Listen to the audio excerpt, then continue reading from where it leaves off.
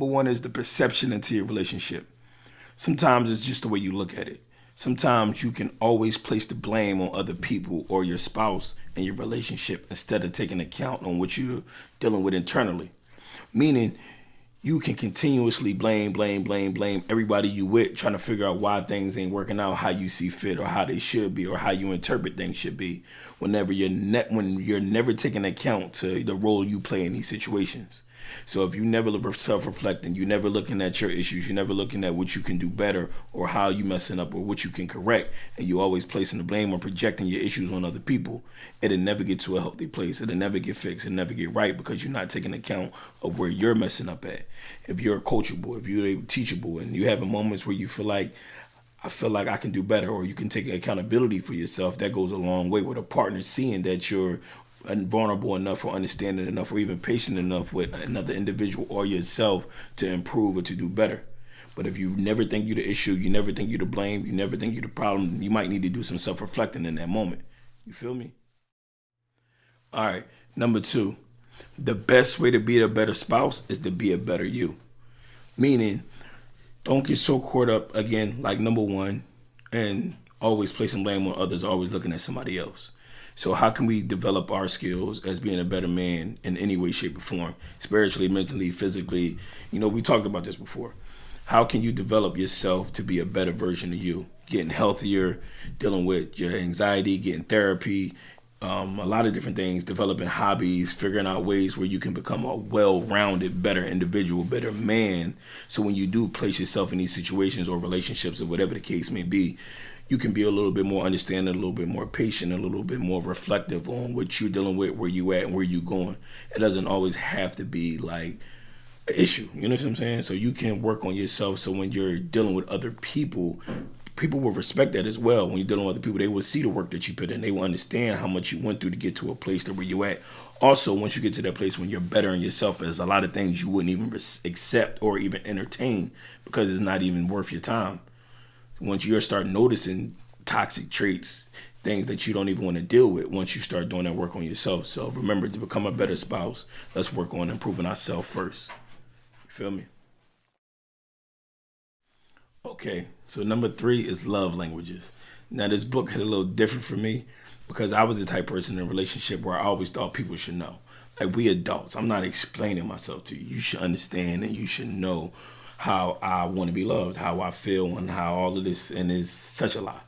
So no matter, once you start doing the work and become a little bit more patient and understanding and dealing with individuals, you'll start understanding that everybody has different interpretations of love than you do. Even the way you want to be loved, they may interpret it different.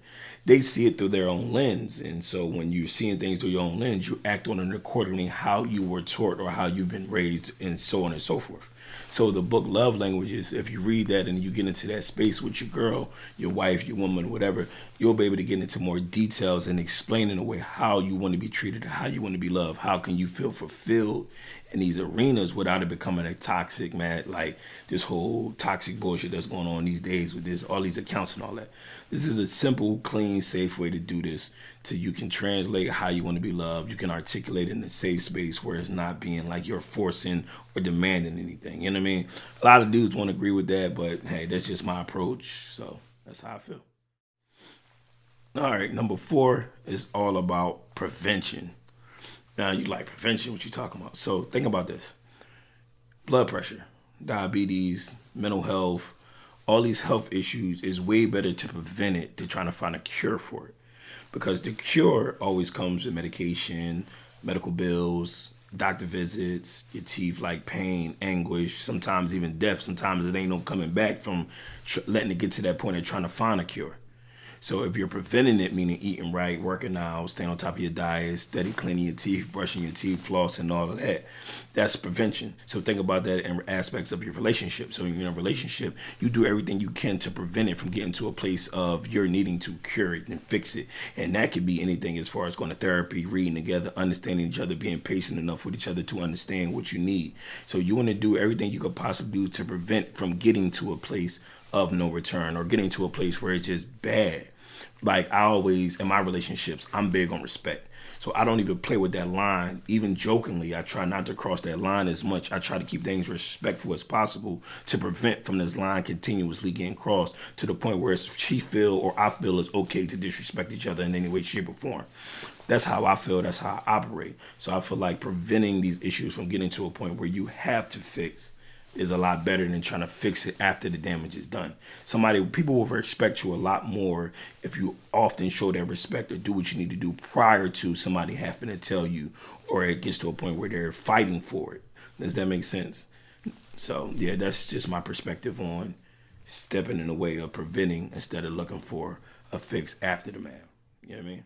So number five is bad habits. And I saw this quote today from my man Mac. What up? He's posted up said, the grass isn't always green on the other side. It's greener where you water. You know, I thought that was dope. Like, that's so true. So pouring stuff into people. So for example, you get in the bad habit. You get in the bad habit of being disrespectful or developing these habits where you're continuously crossing that line like we spoke about before. And it's so hard to get back from a space where you're doing something so consistently, belittling, talking down, always in some sort of conflict, and not really taking account to how bad this has become.